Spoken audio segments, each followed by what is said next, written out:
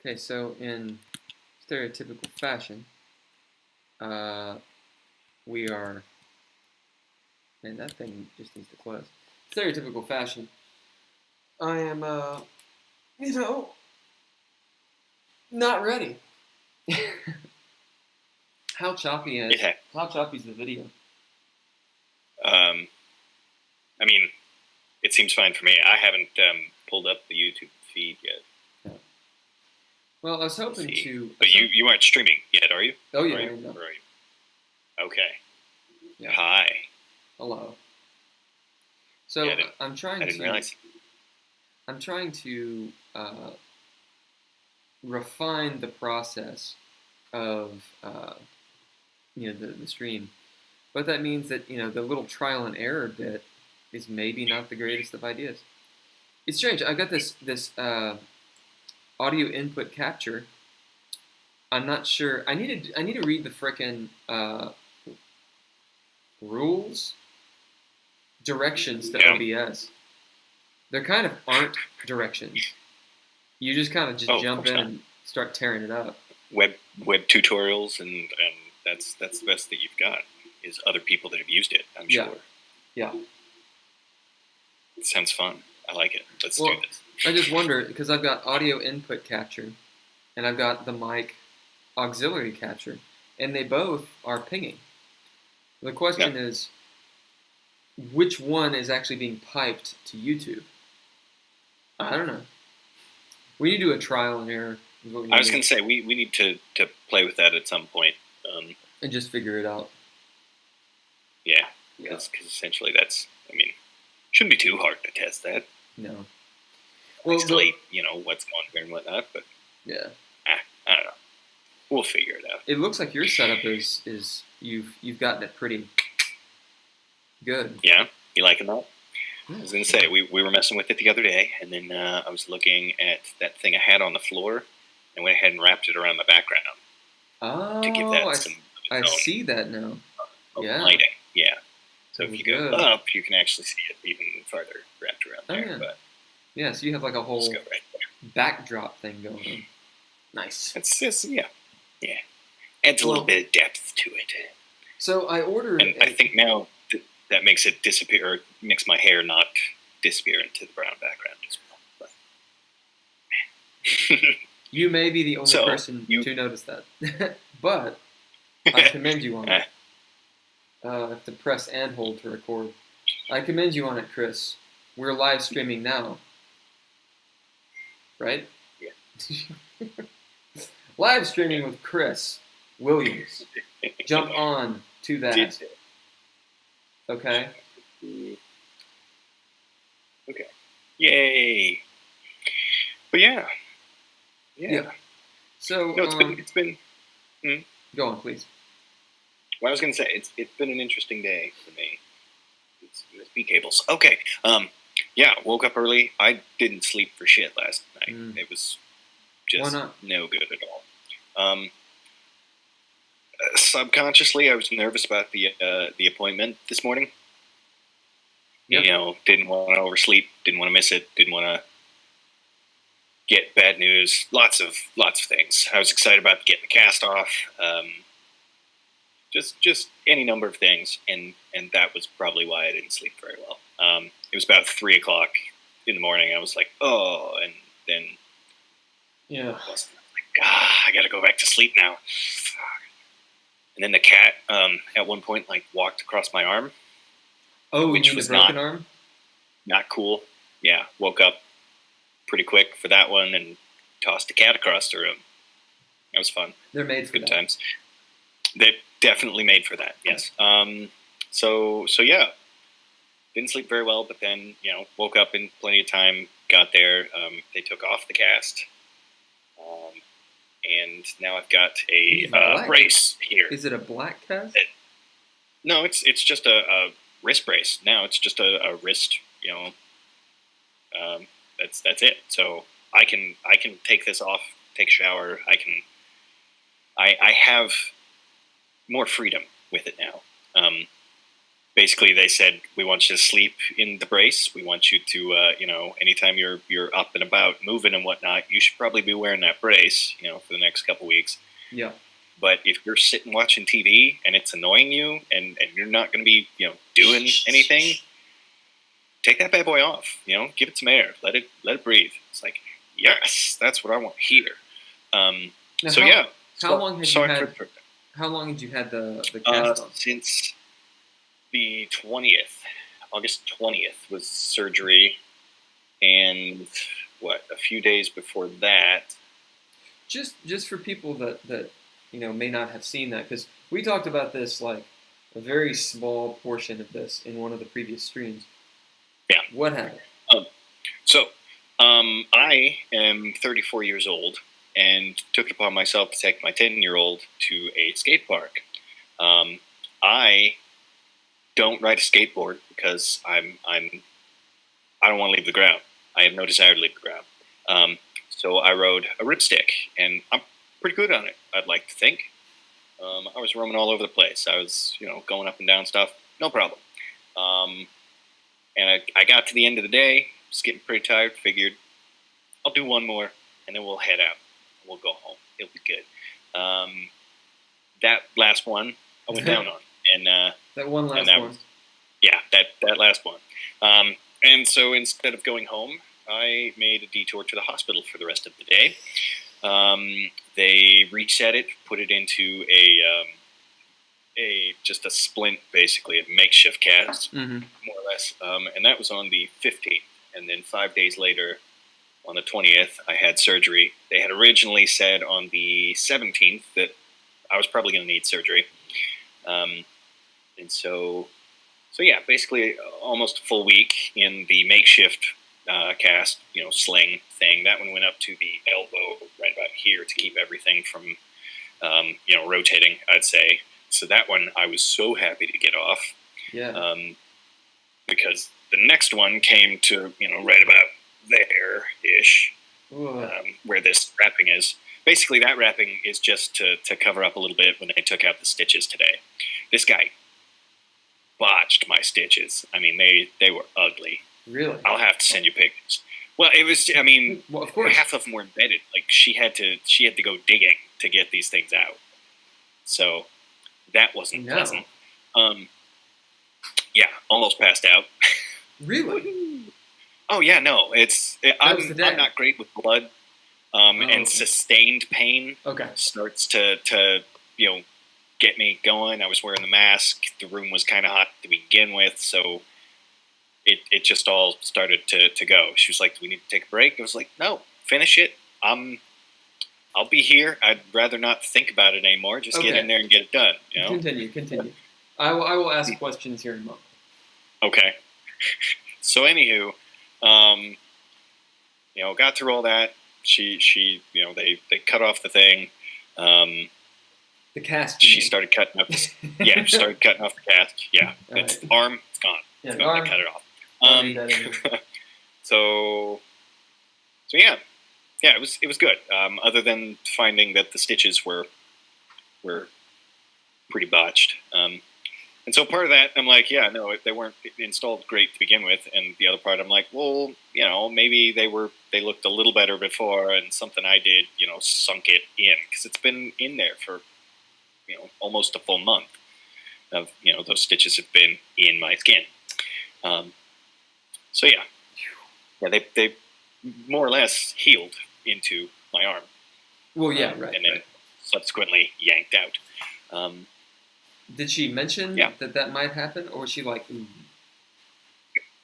Oh yeah, no, she was doing it. She was a great nurse. Like she was like, I'm not gonna lie to you. These are in there pretty good. So this is gonna sting. I've got to dig a little bit, and I'm like, okay, you do you, right. So did that. And they were talking, basically that now that I have, movement, everything looked fine. They were like, well, we'll just put you in a brace, for the next 3 weeks. You'll have another follow-up in 3 weeks. Oh, okay. Yeah, I was going to say, I'm not healed by any stretch. Right. So, but, at least now I can take a shower and wash this ungodly thing here. That's what I was going to ask about. Yes. That's what I was going to ask about. What, washing?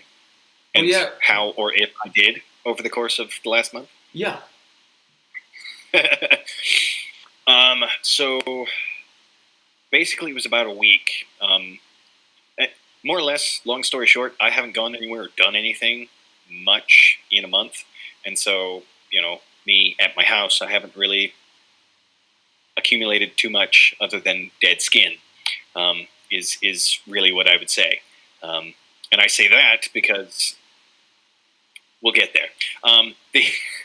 So long story short, basically once a week or so, I would take a shower and really get in there and with the one arm, because the other one not very useful, and basically I ended up getting on Amazon and ordering a. Okay, so it's got a ring on one side with like a rubber orifice in it, okay. And then after that, an arm-shaped piece of plastic. Yeah, more or less. So like a plastic bag, but just fancy. Yeah.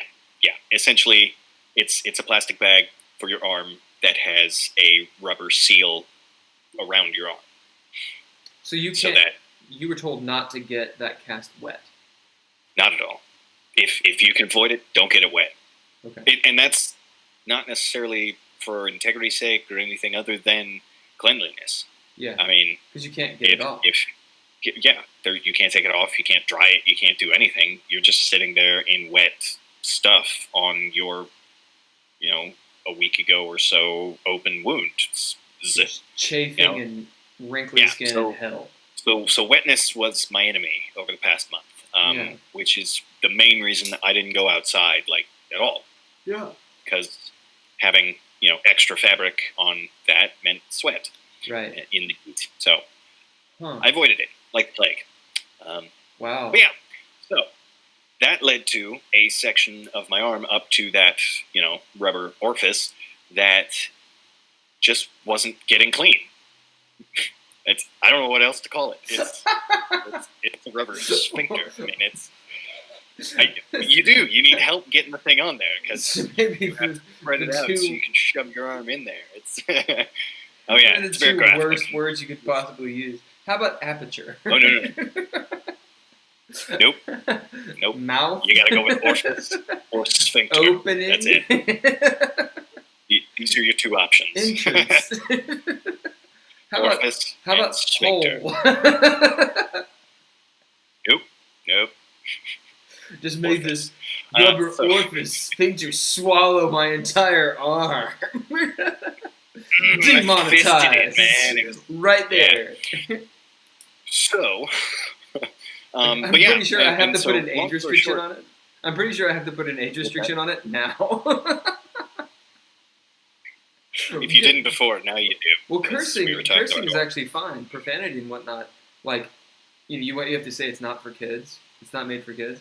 But if you start talking about or alluding to anything lewd, then 18 and up, demonetized. I've not said anything lewd. I'm using scientific terminology, medical terminology here. That's true. But I didn't. Well, no, I did. Technically. Oh yeah. Technically, now, granted, once I started talking about fisting, we're probably into different territory. But well, you're talking about the medical terminology here. Medically fisting, yes, right. That's right.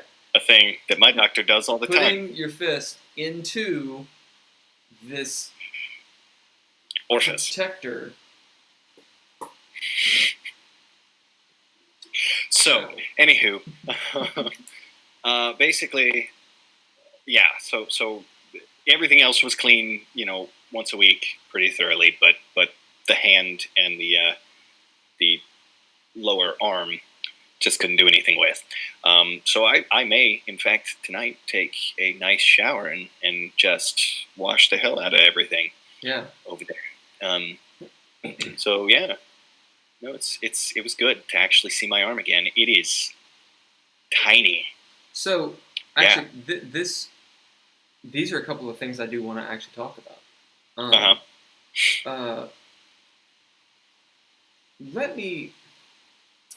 Let me see.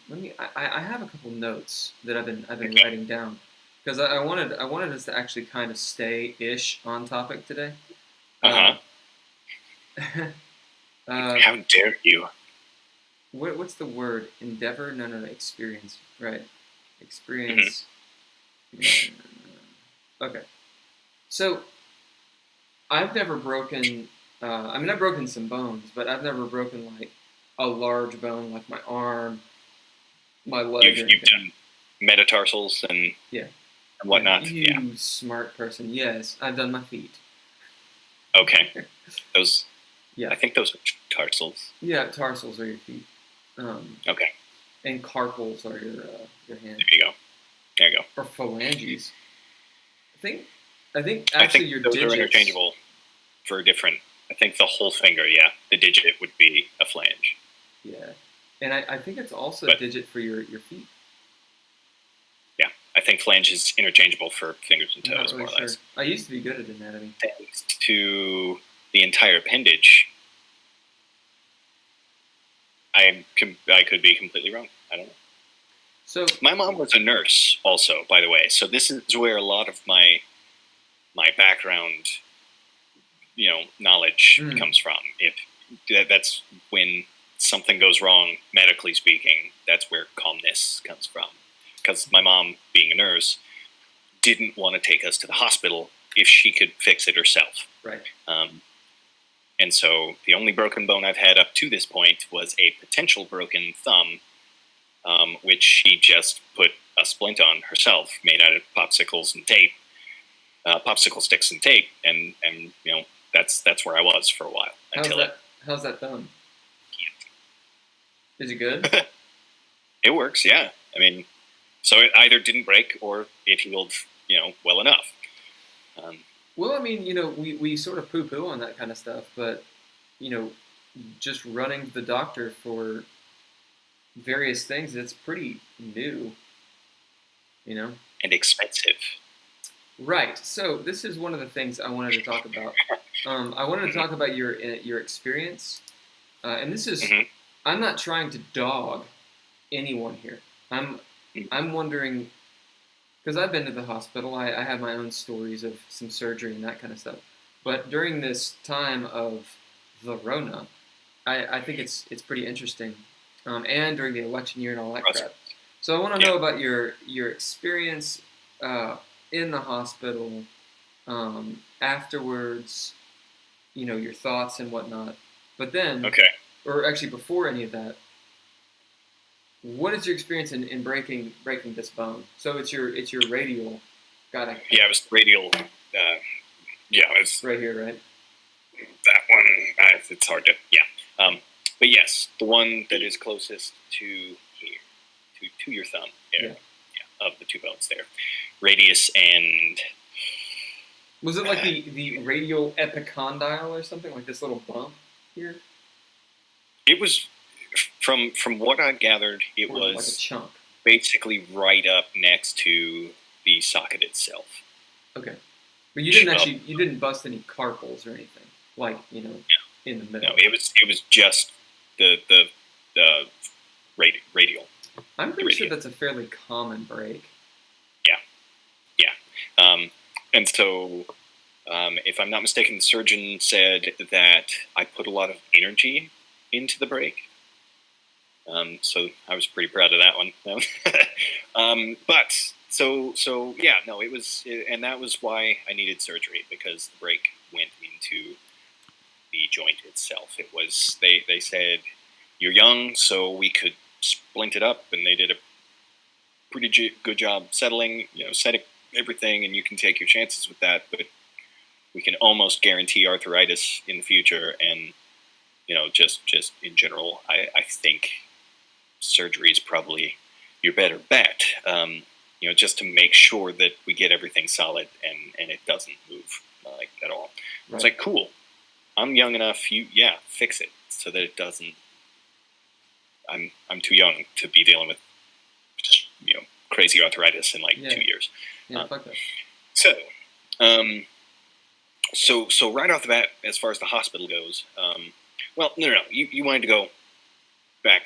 Having this broken sucks. It just sucks. And that's, I would imagine that's generally any break that restricts you. And Sure. that's the biggest thing, and one of the biggest reasons it sucks. Yeah, it hurt when it happened, and yeah, anytime you tweak it or twist it the wrong way, it's going to hurt. Mm. But the thing that I found the most mentally taxing was the restriction. I can't, if I lay down and I want to pull the covers up, I can't use this arm. Right. Like it's the simple restrictions that you don't think about that are the most mentally frustrating. The things you take for granted. Yeah, and so even more so. I think partly I started wearing my sling more because if I have my wrist slinged and actually held to my body relatively, then instinct is less likely to kick in if something falls in front of me. And I'm less likely to reach out to try and catch it. Because I noticed that happen a couple times and almost, bad things. That would have sucked a lot. So yeah, the restriction, the every once in a while pain, it's the little stuff. Yeah. So that's generally how it's been. And not only that, I like to play video games. So there's been a lot of filling time with other things. Just finding other things to do, which on one hand was good, because I was playing a lot of video games. On the other hand, it sucked to have to change up your routine for something. It just sucked. Yeah. Now, you're right-handed, correct? Yes. Yeah. So at least there was that. Right. Well, on the one hand, on the one. Yeah, you did it. It's fine. On the one hand, on the one foot, what the fuck was I even talking about? It's a lot better to break the opposite hand, of course, but on the other foot, had you broken your right arm instead of your left, so your dominant arm, you would probably have gained a lot more usage of your from my left, your non-dominant, which in my opinion, depending on what you've got to do, and how long and how bad it'll break, could have been beneficial. In a way, there's an odd benefit there. For instance, and that's the thing; it would potentially even out the usefulness of the two.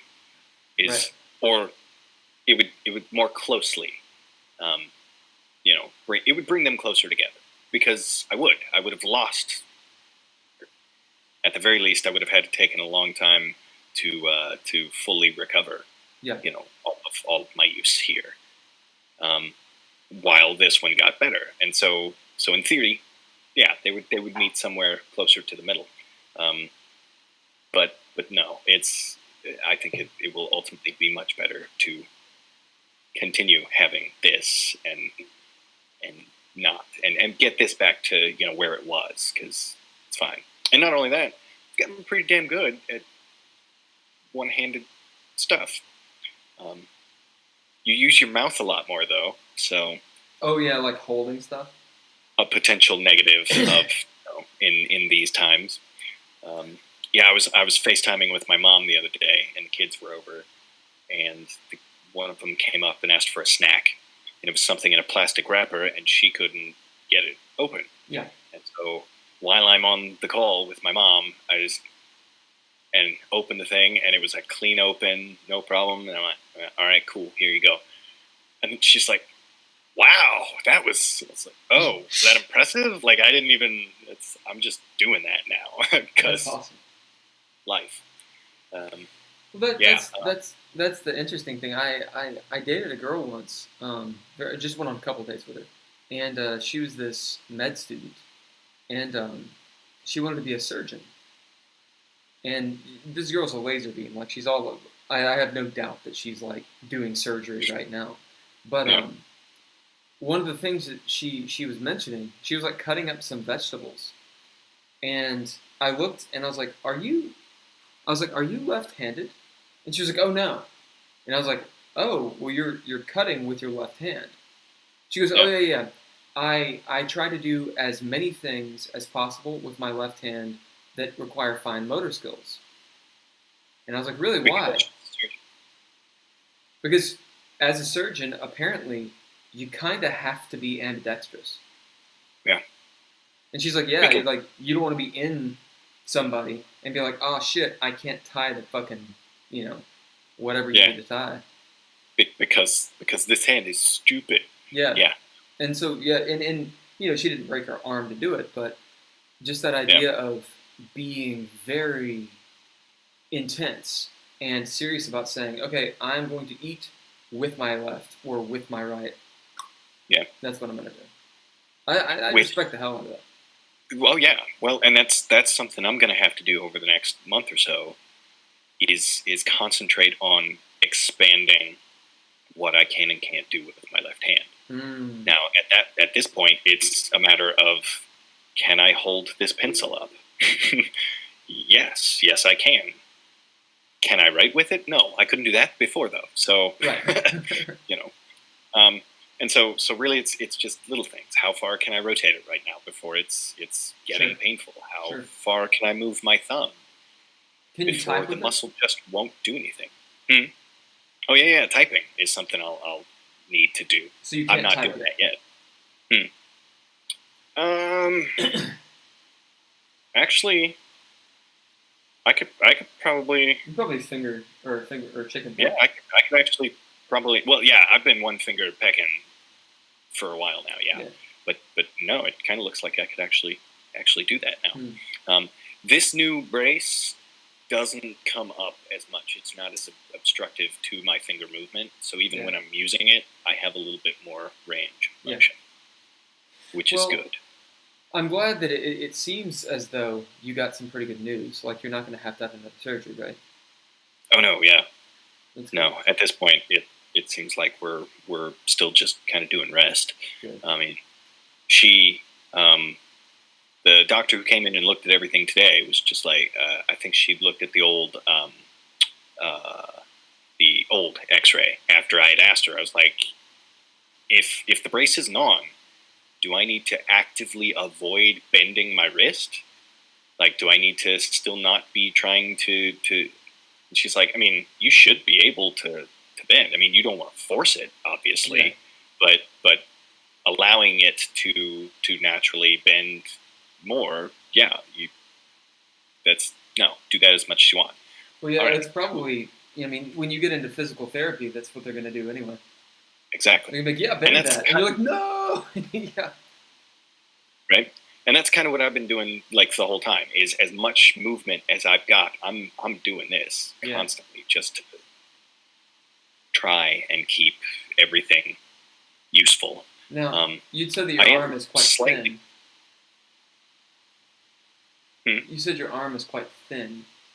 What's that? You said your arm is... yes. Yeah. Atrophy. Yeah. What that's called. Basically, my mom put it pretty well today, that it's always surprising how long it takes to build muscle as opposed to how quickly you lose it. Right. When you're not using it at all. And so I'll send you a picture or two pictures later of basically as soon as they took the cast off, what my arm looked like, because it's an interesting shot of both the stitches and the general state of the slenderness of my arm, but also the fact that all of the fluff, all of the cushion and stuff that was wrapped under the ACE bandage, and the pressure that it was putting on my arm looks like wrinkled. Oh yeah. It just looks all those indentions are in there. So it looks like a wrinkled old. It just looks awful. It's like a skeleton arm. Yeah. I posted them on Facebook as well, so they're up there. But yeah. Oh yeah. So no, it's been interesting, and I'm even more interested to see as it continues to heal and what those scars are going to end up looking like. Now, do you think you will get back onto a ripstick? Definitely. Just wear some pads, man. Yeah, no, I'll probably get some wrist guards and stuff, and a helmet. Because that's the biggest thing is I'm not going to be doing jumps. I'm not going to be doing anything. Worst case scenario, I'm going to be going fast and fall. And so if I can protect my wrists again, I think I'll be good. Anything else is going to be a scrape or a slide. This is my deal. Mm-hmm. I don't know much about skating. I mean, I used to skate, but I could just go. I didn't really do anything. And when I tried to do stuff, I ate shit. Right. But, I played a little bit of Tony Hawk, okay? So I know what a kickflip is. Right? I know what a nollie is, all right? What I'm trying to say is, Tony Hawk, when you see that motherfucker skate at 50, he's wearing a helmet and pads. Mm-hmm. Like, dude's like, when he was 30, that's what he was. Well, yeah. That's fair. He has been sporting the full-on pads for a while now. A long time. And, you feel like a dweeb doing it, but it's like, like, people that are professional at this, they're like, fuck that, I'm wearing pads. Because when they fall, they want to break themselves. No, you want to be able to get back up and try again. Yeah, wear pads. Yeah. Be that dude who wears pads. And when you have, like, a little, like, shithead 15-year-old who's like, nah, you look stupid. Like, first of all, I'm like twice your age, and I'm still doing this. Right. Second of all, shut up. Here in about 10 minutes, when you break your fucking face, maybe you look real cool when it happened, and you put that shit on YouTube, and I get to watch it tonight. You know what I'm saying? Okay. Yeah. Because I do. That's how I felt whenever I did it. I just felt real stupid. Fail videos are perfect. I love them. I don't like to see people get hurt. I really don't like to see people. Well, and that was the thing. As I was about to say, is recently me and Anthony were watching fail videos, and we quickly realized all of the fail videos we watched together, nobody really gets hurt, or they cut away before you see anything. Because anytime we're watching something and like somebody breaks something and we're just like, oh no, I don't want to see it. I don't want to see an appendage just flopping around where it shouldn't be bending. Well, the thing is, you don't want to see, or at least I don't. I'm sure some people do. I don't want to see pain, or harm. And this gets into a whole conversation that I had actually mentioned some of the stuff that I'm reading right now. Jonathan Haidt's The Righteous Mind. And one of the ideas is there's certain, they call them foundations, that sort of morality tends to be built around. And one of them is harm. And the idea of if something harms someone, a lot of times people are like, whoa. Yeah. That's considered wrong or whatever. Yeah. Some people don't fuck it. Yes, some people enjoy it. Yeah, because they're weird. Yeah. Okay. Yeah. So, those are fail videos. So we've talked about your experience with your broken arm, some fail videos, briefly. I think there's something in between there. And let me have a disclaimer really quick as to why I'm like, I don't know if I look it, but I feel like I look puffy. Do I look puffy? I don't think you look puffy. I feel like I look puffy. I feel like... Will it make you feel better if I tell you you're puffy? No. Will that make you feel better or worse? Like, what do you want to hear? It won't make me feel anything. Okay. Cool. What do you think of this shirt? That's a nice shirt. Is it from Thailand? Yeah, it is. I didn't get it from Thailand. the guy who owned the coffee shop that I managed at was from Thailand. And one day, he and his mom came in and gave everyone shirts. And they were like, "We just got back from Thailand. We got you guys some shirts. Which one do you want?" And I was like, "The black one." And he's like, "Well, we don't have a black one. We have a gray one." And I was like, "It's fine. It's my favorite color." Nice. So I'm wearing it. Anyway. I like that. Wait, everything's backwards. Okay, so As far as the hospital goes, you want to move on to the hospital experience. Well, real quick to end my thought, I feel like I've been sleeping underneath a mattress. Like, imagine if you posited yourself in between your mattress and your box springs, and then someone laid on top. That's how I feel right now. That's not a good way to feel. The reason I feel this way is because, and I will end it here. My buddy Eric is getting married, and we had his bachelor party. I made it out. So you had a good night. Okay. It was a good night. We went downtown Lexington, Distillery District. It was pretty good. Nice. Those guys, they're all a lot bigger than me. Yeah. And I haven't seen that level of debauchery, of drunkenness, since China. Now, this is just a real quick anecdote. When I say quick, I'm probably totally lying. We'll get back to you in a couple hours, guys. Yeah. Chinese people, and when I say Chinese people, I'm not talking about the diaspora. I'm not talking about the ethnicity. I'm talking about the nationality. So mainland Chinese. The PRC would definitely say that has to do with Macau, Hong Kong, Taiwan, and a ton of other people. But just for the sake of non-argument, I am specifically talking about mainland Chinese people. Yeah. I have never encountered a people in all of my travels who can drink alcohol like those motherfuckers. It's amazing. Yeah. And there, a lot of people of Asian ethnicity, they'll turn bright red when they drink alcohol. Okay. Did you know this? I don't think I did know that. Yeah, they you know how like you see like the stereotypical white dude who has like bright red hair, and when he drinks he turns really deep red. Oh yeah, I lived in Campbellsville. I met plenty of those guys. So it's a common thing, but with Asian societies, it's incredibly common. And the reason is because I forget the percentage, but there's a vast percentage that are actually mildly allergic to alcohol. At least that's how it was explained to me. And it's essentially getting flushed. That's it, because your blood thins and you get flushed. They're very actually, especially the women. A lot of them won't drink just because they don't. They're embarrassed by looking red. At any rate, it's very easy to tell if they're drunk for that.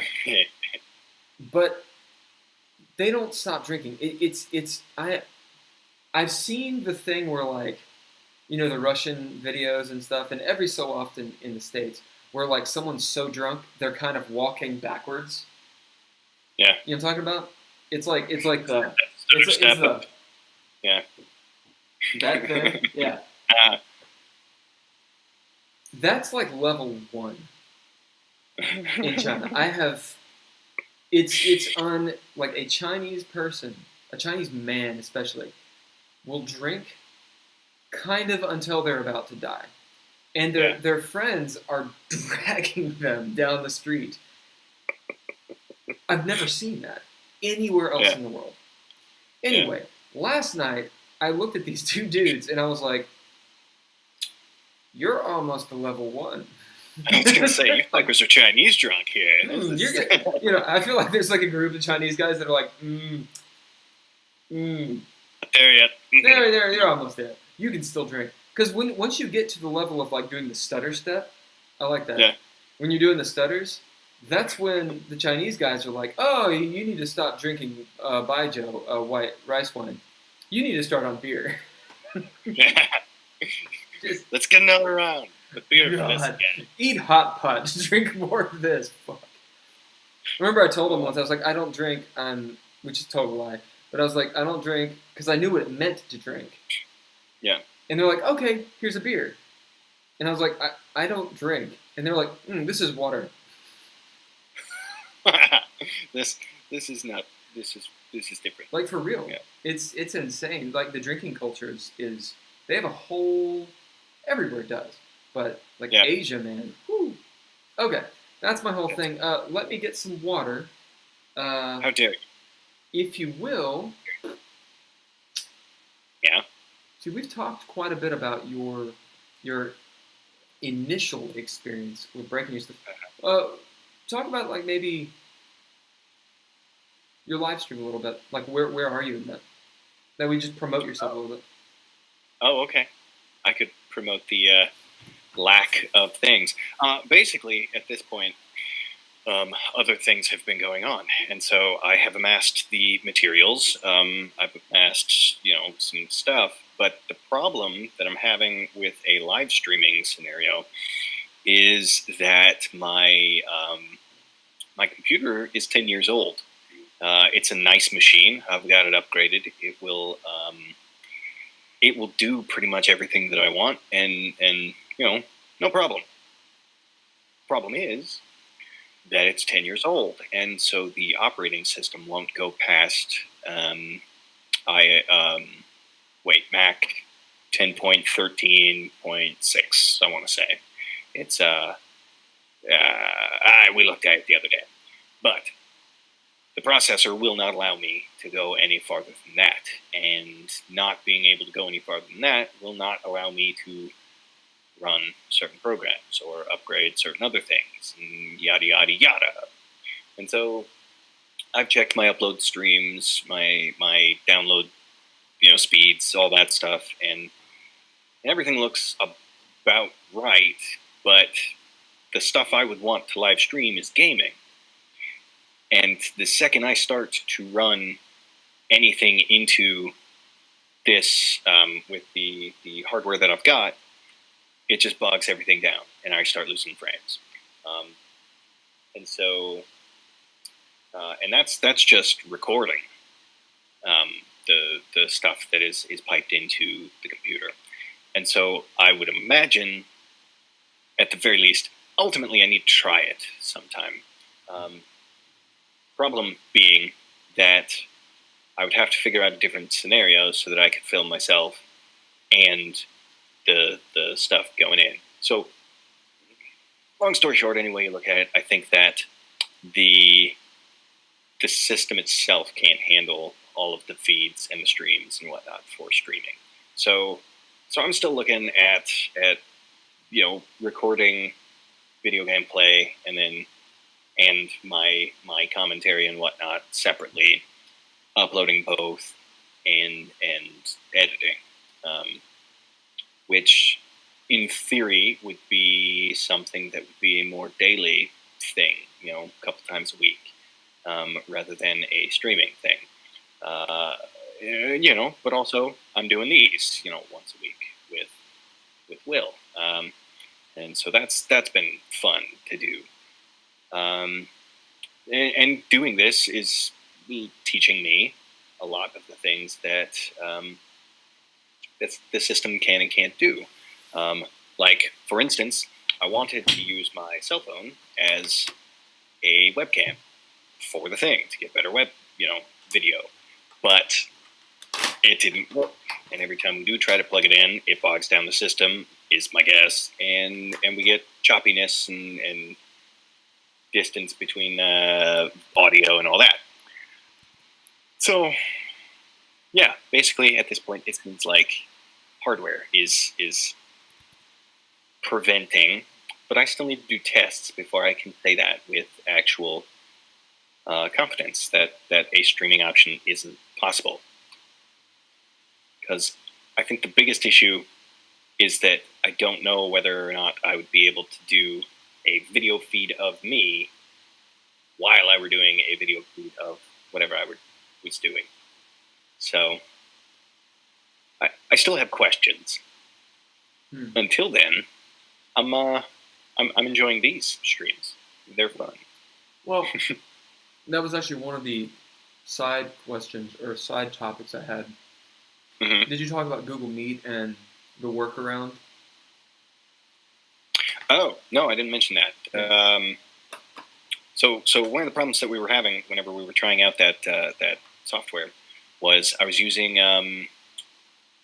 Incubate Camo is the name of the program, and it hardwires your iPhone to your Mac to utilize the phone's camera as a webcam. So it can, if you have the full thing, then you can do 1080p video and have full tweak, and it gives you more stuff to do. If you just use the regular one, the free app, then you have a little thing in the bottom, and you can only do 720p. So that was going to be fine. I don't want to pay $40 a year for a subscription for something that's not going to work in the first place. Is it re-incubate? What's that? Is it re-incubate Camo? Yes. Yeah, that one. Okay. So good program. From everything I've seen, it seems to work. It's just that for some reason, whenever we would go into a Meet and you would send me a link, I would click on the button and Meet would not recognize at all that there was that input. However, if you type in the code associated to what I think it's 9 letters. I think most of them are 10. They're 10 letters. So if you type in that 10-letter code, then it gives you both, is what it seems. That was basically the issue that we had in the solution was don't click on the link, actually go to Google Meet and type in the code to join the thing, and then it has access to any cameras that you have attached in theory. Yeah.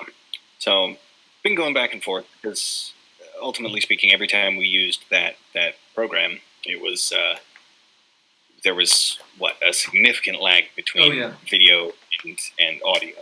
There's a tiny lag. There's a tiny lag right now. This is Duke's hot and spicy. Nice. Breakfast of Champions. Yeah, I was gonna say I haven't actually turned up the audio to hear. What's going on right now is there's just a little bit of choppiness coming through your feed, but it's, in my opinion, it's totally watchable. Okay. I was gonna say I'm not running anything else over here, so. Well, I think hopefully that issue I think has to do with the fact that I'm using a MacBook Air, and I was attempting to tweak OBS like the frame rate to match. Yeah. And also just recently, our Spectrum service, like it used to be real good, but just recently it started to kind of wonk out here and there. So I kind of wonder if they're throttling it down or if something's going on. And I mean, if it keeps on happening, we'll just switch to MetroNet, the fiber optic option, because even though it's more expensive, it's consistent.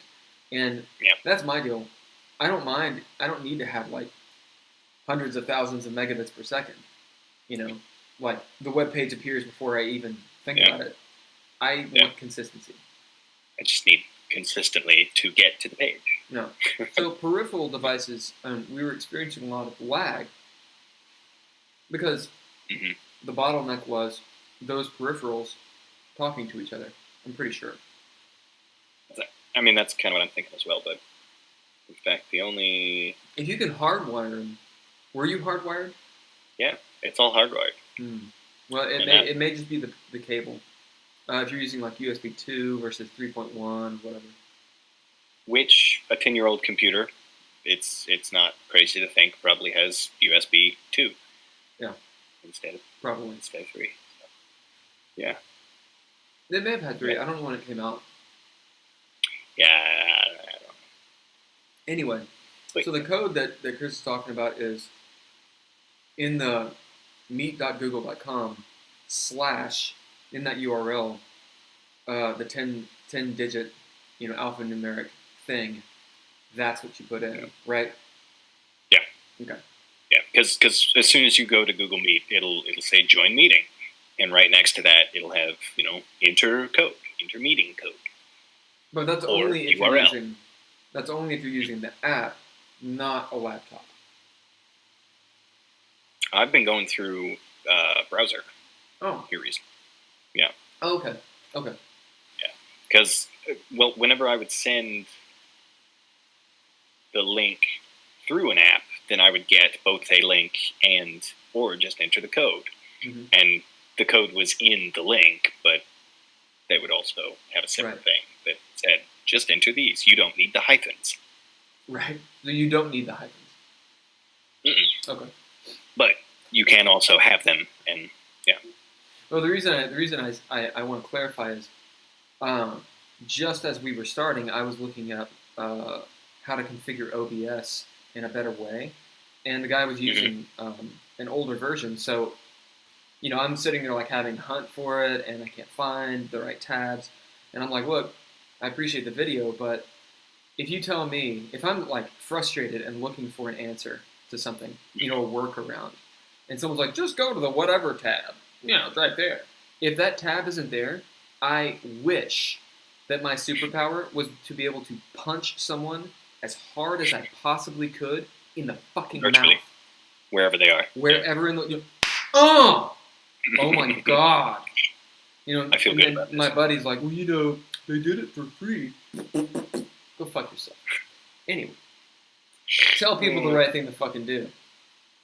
But yeah. But And don't also, tell them at all. when that video come out.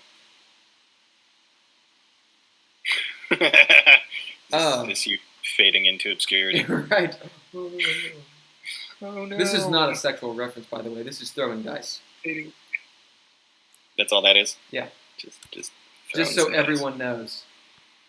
Gambling is that's also what illegal. that is. I have the same water bottle, Chris. Oh, Megan is here. Hi, Megan. Hey, Megan. Apparently, that water bottle Megan has. I need to get one of those. It's a good water bottle. There's a special name for them. Isn't there? Is it just water bottle? I mean, if you go to Walmart, you'll find one that looks just like that. Megan, does yours have like the... Because I think they all have the little window here where you can see the level of your liquid. But there's 2 versions of this one. And I want to say that the other one might be cheaper, but it looks a little bit more fancy. Huh.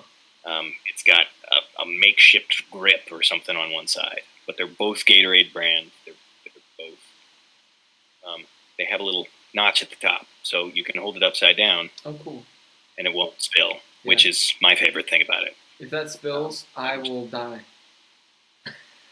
It doesn't spill. My girlfriend, however, hates it because she says it's too much like sucking on a nipple. It's yeah, I went there. Technically, the technical term for that is nipple. It is. See? Using medical terminology again. Using medical terms. All right? There's nothing lewd about this screen. Exactly. Nothing lewd at all. Nothing. I just blew my nose, I think, nearer to the microphone. Lean down to get away. But it wasn't on camera. So. But it wasn't on camera. You could just hear it in the headphones. Okay. So, we're going to get on topic now. We have talked about Chris's experience breaking his arm, the radial process. God, where is it? Right. My camera backwards. Oh my God, right here. It's in there. Near the joint. Right about here. Oh yeah, you have the arm. And you getting out and getting into the brace.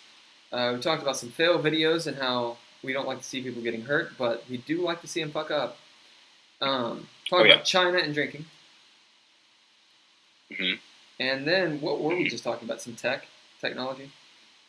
Yep, we got back on tech. Workaround. Yeah. The workaround code. And say, it's called re-incubate? Re-incubate, yeah. Re-incubate. Yeah. Re-incubate. And that allows you to use an iPhone or an iPad. That's pretty cool. Either of them. Yeah. I mean, in my humblest of opinions, Apple should just fucking do that. I was going to say, if it worked on my computer, then I'd be very happy with it. I do understand the idea of old technology. You know, it's old technology. They don't have the thing. Like, for instance, if you have an old computer and you don't have Bluetooth, sorry. Yeah. But there's a point where it's like, my iPhone, it's a pretty good iPhone, an iPhone 6S, my friend Waka gave me. And it can do a ton of stuff. I know it can do a ton of stuff because an app will come out and it'll be like, oh, look at this app and what you can do on your iPhone. And I'm like, so the technology's in it. Right. I just can't access it on the dumb fucking app they've put on it. Yep. I've got to pay for that app. So I have to pay to use the technology I already have. That's annoying. Yep. And it's third party. And then you go to the Apple, like, help bullshit, and they're like, anyway. You're using a third-party app, so... Alright. Superpowers, magically being able to punch people when they say stupid shit, has been a wish of mine for many years as well. Truth. Yeah. Okay. So, the big topic does have to do with the health system in America in this time of the Rona and all of these things.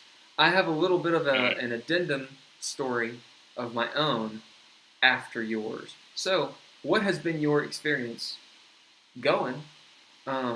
You know, candidly, what do you think and all that stuff? What specifically happened? Go. I was going to say, so generally speaking, I've been pretty satisfied based on everything that I've seen about the current state of things. I was not terribly surprised by anything that happened. First thing, day I broke it, we hop in the car and I drive myself to the ER. You know, I did not plan on being anywhere in public, so I didn't have a mask on me. We park in the parking lot, walk across the pedway, and I'm trying to keep my distance from people and just like, hey, this is broken. I need to go to the ER. You know, sorry I don't have a mask. Like, wait. And I was like, oh, you have some there. Are those? Can I have one? They're like, yeah, okay, cool, great. So first thing, put a mask on. Was your arm obviously broken? Like, did you have like a compound fracture or? No, there was no bones sticking out or anything. I clearly was not happy, you know, about something, but generally speaking, unless you looked at my arm, you know, with you know, specifically looking for it, you weren't really gonna necessarily see the odd angle that my wrist was. So you knew it was evident that it was broken though. Oh like, yeah, I was gonna say I can send you those pictures. Well, yeah. Because basically, I mean, think about it. You've got those two bones there, and so the one was still holding everything perfectly in place, while the other was allowing everything to just kind of shift.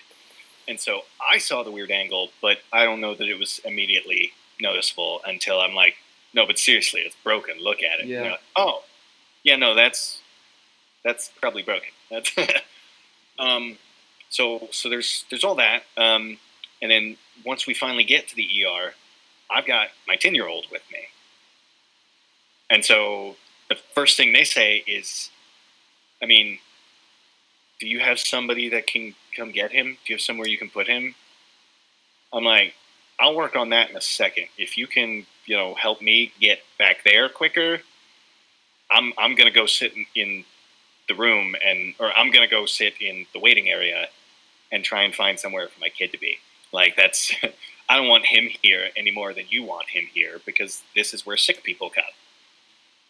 So, I mean, that's my mindset. It's that this is the worst place to be unless you are sick. That's it. So, that's the first thing is they want to try and get him out of the scenario, and so I start. So they did think about that. Hmm? They did think about that. Now, who was engaging you at this point? Because you just walked into a hospital or into an urgent care or a clinic. I went to UK. I went to the ER. Oh, okay. You went to the ER. Okay. I knew it was broken, so I was like, there's no sense not going straight to the ER. Right. In theory, I'll have to look it up. It may have saved me some money to try and go to an urgent care and pay that copay, rather than, I think, the $350 ER copay that is right when you walk in the door. Woohoo! So, anywho, my ex-wife came to get my son. At that point, I'm alone. I'm just waiting. Another guy came in, and so you were able to call your ex-wife to get the kids. So you walked into the ER, just for me to paint the picture in my own brains. You walked into the ER. This is daytime. Did you catch any flack, or was it one of those things of you were just like, "Hey, look, this is happening," boom, boom, boom, and they were like, "Oh, okay, well," and they brought you back? It was. There were a lot of questions revolving around, and pretty much any hospital visit you go through right now are going to, some of the first questions they're going to ask are, have you exhibited any of these symptoms? And they're going to put a list in front of you that is high fever, contact with someone you know to have COVID, right. Aching, any of those things that could be associated to it. They want to know, have you experienced any of these within the past 24 hours? Right. and if you have, that immediately is going to put you in another category, right, where they're going to try to rush you to a different section and get you a COVID test. That was the biggest thing, I think, was that here recently my son had a fever, and we're like, well, what do we need to do? So I called my doctor, and I was just like, I just need some guidance. I mean, is anyone even going to see him without a COVID test if he's running a fever? Or is that the first thing we need to do, is find a place to get a COVID test? And she's like, yeah, before you come in anywhere, you should go get a test. Okay, cool. So we had to track that down. And that's basically it, is they want to know that you don't have COVID. Now, from what this actually goes into my own story, but I'll stay that for a minute, or actually for a while. How long does it take to get those results back? Or do you know? Well, I was going to say, both of the times that I got one recently before my surgery, they had to give you a COVID test. They're not going to let you into surgery if you are positive for COVID. Wow. That's a pretty intense thing. Yeah. Is the impression I got. I don't think anyone ever actually explicitly said that to me. Okay. But that's just the feeling he got. Because, and this is why I say that, because when I was in the ER on Saturday, and they had me wrapped up, they had everything good to go, he looked at it and he said, you're probably going to need surgery. For Monday, they will take a look at it, and hopefully we'll get you in on Monday to surgery, ideally. So we're going to get you a COVID test now so that you're good. So at the very least, in between Saturday to Monday, they were able to get my results. Oh, I see. Over the weekend. So they have the capability, at least, to get results within a day or two. It's just a matter of, as far as I know, priority and timing, like whether or not they have the availability in the lab to get that done, priority-wise, is my assumption. That being said, on Monday, whenever I went in for that follow-up, she asked me again. She was like, well, basically, my surgery got scheduled for Wednesday, and so the nurse said, well, that's too far from your last COVID test. It's like on Saturday. I was gonna ask about that. Yeah, Because and so she said that's too far away. You could have had contact with other people. You could, it's any number of things. So I had to get tested again on Monday, and then go there. Yeah, I had 2 tests within and but other than that, once they're going to ask, but other than that, everybody's wearing a mask. Everybody's wearing gloves. There's little to no contact. They're following protocols that you would assume they're following. Real quick, you blipped out there just for a second because I think I was trying to find online how to or how long it would take, and so I think I fucked up your stream there for a minute. Can you say that all over again? Well, I was going to say I'm seeing that Megan says she had to get a negative test before she could go in for a doctor's appointment as well. And yeah, it's they don't want to bring an infection into their space if they can avoid it. And so oftentimes that means getting a preemptive test to get any other work done. I know, but it seems a little, I mean, I don't want to just throw in my opinion, but so you're going to have a surgery potentially on Monday. Okay, was it Friday, Saturday? It was Saturday that they gave me the test. So Saturday, and the guy's like, okay, well, you need to take a test for COVID so that on Monday we can just get you in. But then you get in on Monday, and they're like, okay, well, that's too long ago, so you need another. In my mind, it's that was the thing, is if I were having the surgery on Monday, it would have been fine. But the fact that it was pushed until Wednesday and then pushed to Thursday. Okay. That's the part that got garbled. That's the part that got garbled, or my brain was elsewhere, and I didn't hear that. Okay, that makes a lot more sense. Because I was like, what? Right. Why would you do that? That's why I got 2 tests, is that I didn't get the surgery on Monday. He did the first test in prep for a surgery that was not confirmed on Monday. Yeah. So then my next question is, when you got, when this, I'm assuming it was a doctor, or who told you needed the second test? I think she was a nurse. Okay. So whatever health medical professional told you this, when you got that test, was that the day of your surgery? It was a couple days off. It was a couple days off. Okay. Yeah. Cool. Yeah, because I got that second test on Monday, and then at that point, this surgery was scheduled for 2 days later. Okay. Cool. And then they called me and said, "Hey, we've had an emergency. Are you okay with us moving you to Thursday?" I'm like, one day is, as far as I know, it's not going to make a difference. So if you guys say that's good, then cool. But that's it. I'm not going any longer. Now, were you in a cast at this point?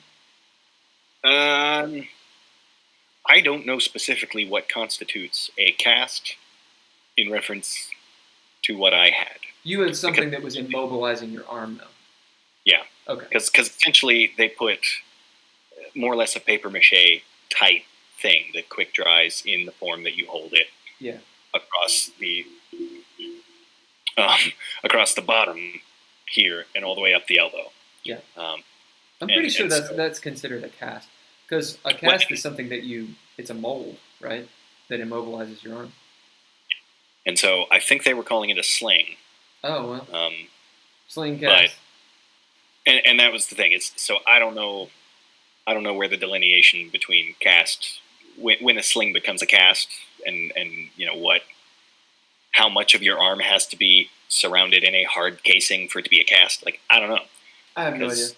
We're not really a cast society. Every cast I've ever seen, I feel like, had a hard shell, Your head's a thick candy shell. But that's the thing. Like, the thing I've been wearing for a month had a break across the bottom, and then was and then was wrapped with an ace bandage to keep my arm pressed against it. So the rigidity was just across the bottom, and then everything else was just a soft wrap. Sounds like a temporary cast. And that's the thing is so I don't know if that's I just name shit. Cast. I just name shit. Yeah. Anyway, so I was whether or not they would take up. Yeah. The point is that they took care of you. Yes. Okay. Yes. So that's all good. That's great. Yeah. Now, this is a personal question which you do not have to answer, of course. What sort of health insurance situation are you in?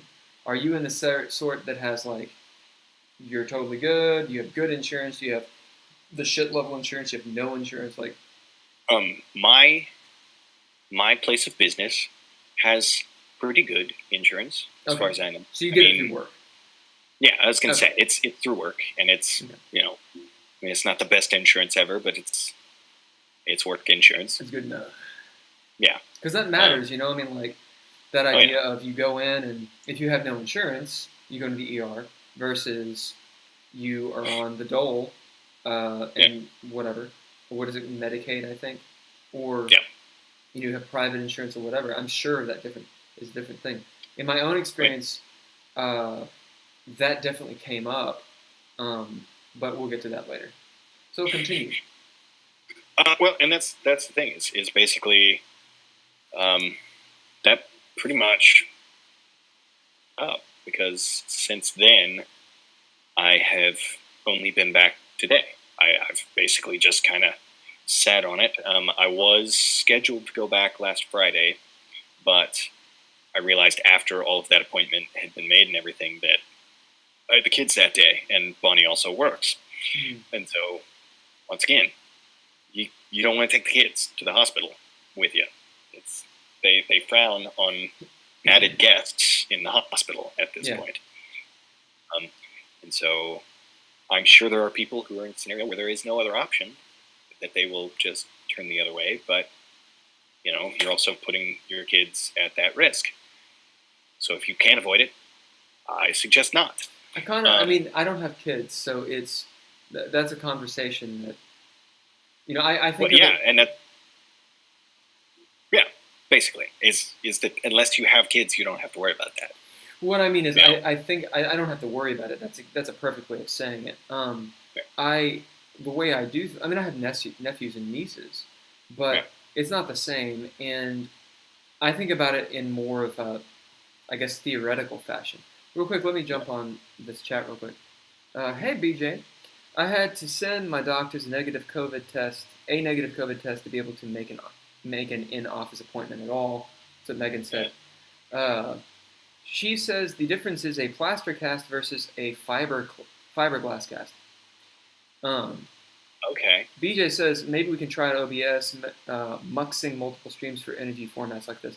BJ, that would be awesome. And in fact, you are exactly the person that we need to talk to. I'm BJ, but I'm happy about that. BJ is, so if you've seen on one of the streams that I did for gaming, not Game Talk, it was actually one of the actual gaming live streams that people played. I was attempting to use a pretty fancy looking microphone. Yeah. And I couldn't get it to work. That was, here he is. That was BJ's mic. So hopefully he can actually help us out on that. That'd be really cool. That'd be awesome. And I guess the question just to throw back to you, BJ, is I'm experiencing some lag here and there with my computer.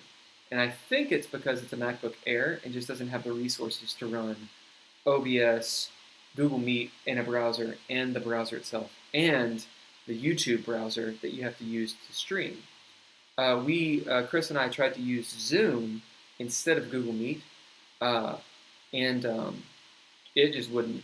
The lag was intense. I'm assuming that has more to do with my actual devices than my internet, because obviously the stream works with the internet until we start using different programs. There's a whole physical, peripheral idea that I wanted to talk to you as well about, but we can save that for an actual live stream if you want to do one. It'd be awesome to have a little three-way live stream. Really? I mean, we've already been demonetized. We've had plenty of very scientific analogies that have destroyed any idea. He says he can hear your fan spinning. Yeah. And that's the thing that is the fan kicking ass. Because Mac decided to put the microphone there. Right next to the fan, yeah. And the microphone situation is difficult to deal with. That was the question I wanted to ask is, right now you're hearing Chris through my speakers into my microphone, and there's got to be a way to figure that out. Yeah. I mean, that's stupid. Right. We will talk. Exactly. Yeah. The air is underpowered for what you're trying to do. Yeah. Perfect. Well, unfortunately, I've not made enough of that Patreon cash to get a different computer. Right. I need to get a MacBook Pro. I think a MacBook Pro would be pretty good for it, especially for editing and all that shit. That needs to be my next investment. Anyway, there are better ways. All right. There's always. But yeah. Yeah, so the one that didn't work, truth.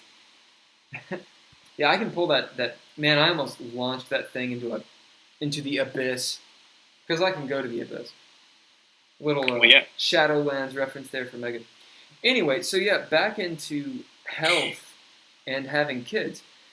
So from my perspective, because my perspective matters, I don't have kids. It's very important. It's very important. Chris, continue. You are in the best place in 2020. Right. Yeah. I love that meme that's going around, or has been going around for a while. What does the meme? Oh, it's just in general that all of the people with kids are just looking at the people without kids, and the people without kids are like, ha ha, because everybody's stuck at home, so it's just you and your kids. Right. Forever. Right. Don't get me wrong, I love my kids. But then again, isn't that when you had kids? What? People that, anyway, that's a whole different ball of wax. Might as well jump into it. Right. People that don't have kids, at least, I mean, I've done this. Until my brother had kids, we both did this. We had this opinion of, look, I mean, you have accidents and whatnot, and then you do the right thing, whatever. You have children, and they're wonderful. But also, it's not like you necessarily signed up for it. No. At the same time, you fucking have kids. So there's this idea in society of you are deplorable if you don't take care of your kids. I don't think that's necessarily right or wrong, but I'm saying that it exists. So it puts people who don't want kids in an interesting position. Yeah. There's a whole slew of scenarios that go behind this, and we can talk about it. It'd be a very interesting conversation for us to have. That's an interesting perspective on that. And we can get into that in the next discussion. That's fair. In fact, if you want to do it tomorrow, if you have time, we can figure it out. If not, I think I'm working tomorrow, well, and I'm working with air quotes because I'm consulting. Right. That's working. You're giving the knowledge that you have. That's absolutely working. Oh yeah, and it's been wonderful because I just get to point at stuff and say, hey, this is what you need to do next. Yeah. Yeah. Oh, you do it on your time. I'm still here. I'm fine. Well, the next time that you jump on, if you want to have that just clusterfuck of a conversation, I think it's a good one. Because sounds good to me. You coming from your perspective, me coming from my non-perspective. Yep. That would definitely. Surely rile people up, and it should. People should talk about that shit. And Megan wants to be involved as well. Yeah, well, she has a completely different perspective. That'd be awesome. That'd be a really good time to do. With no kids, so. Right. So, trying to think Hospitals. where. Yes. So Yes. you've had a good occasion, a good experience. Of course, you were able to call upon someone to go pick up your kids. Yes, that's been the biggest issue with me with the hospital is just making sure that all of my appointments are at a time whenever I don't have to worry about that. There is childcare. There is somebody that can have the kids. And in fact, I had to contact Max again this morning because my next appointment, my follow-up, is the 5th in the morning, which is a Monday that I would get the kids back.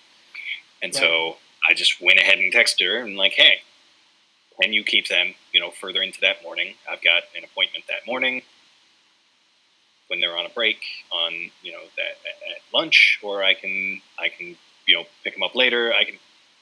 We can figure something out if that works for you. Yeah. She's like, no problem. So luckily, me and my ex communicate way better in divorce than we ever did in our marriage. So that's a whole conversation to have too. I mean, we're both in our 30s. I'm in my late 30s. Yeah. But we're both in our 30s, and I mean, how many people do you know who've gotten married? And you went to their wedding. I took pictures at one of my friends' weddings, and a few years later, it was over, and I was like, "Hey, man, I never actually gave you these pictures. Do you want them?" Oh, that's it's just that great. idea of we're of an ilk of a generation. I feel that we think about all of that very differently. Marriage is not forever. That's the choice in our mind. Do you want to go extreme? Do you want a small latte or a large one? You have choices. There's a way out, so to speak. To go the other extreme, marriage obviously matters because it changes how you think, how you feel. There's a connotation to being divorced. It's a legal agreement. But it's more than that. Is it? Yes. People try to apply all these things to marriage, but you can't. You have to distill it down to the fact that it is a legal contract. It is a legally binding contract that people try to associate to religion, but people do associate to religion. Oh yes, and that's what I'm saying. That's why I say it's more. They try their best to do that, but that's where the argument is that the people who say marriage is a thing, is a certain thing. It's a union between man and wife. Great, cool. You're looking at the biblical reference, right? And that is not what the legal agreement is. They're not the same thing. True. To death until death do us part. Is that what it is? Sure. It depends on which translation you're looking at. But yeah, I'm saying that's not in the legal agreement, right? No. It's until we get a divorce, until we look at the legally binding contract we signed and go to a lawyer to dissolve it. Right.